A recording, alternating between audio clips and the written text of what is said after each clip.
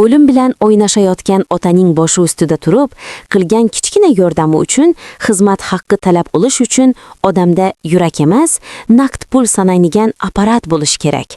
Bizning ssenariychilarimiz yana bir bor insoniy vijdonsizlikning eng tub cho'qqisini ko'rsatishga qaror qilishgan ko'rinadi.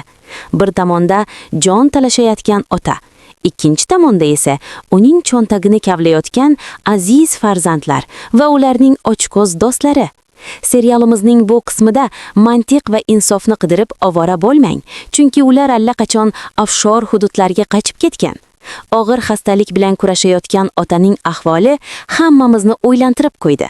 U rostdan ham o'lim bilan kurashayaptimi yoki shunchaki bu ilon uyasidagi oila a'zolarining asl basharasini ko'rish uchun bemor rolini mahorat bilan o'ynayaptimi?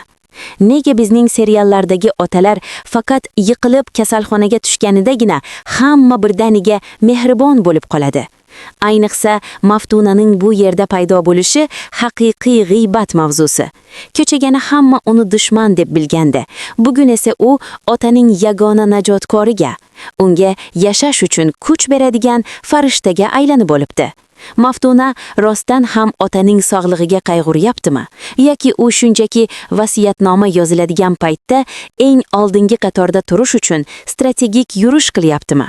Uning otaning qo'lidan tutib umid berishi bu yilning eng yaxshi soxta mehli bo'lishi mumkin.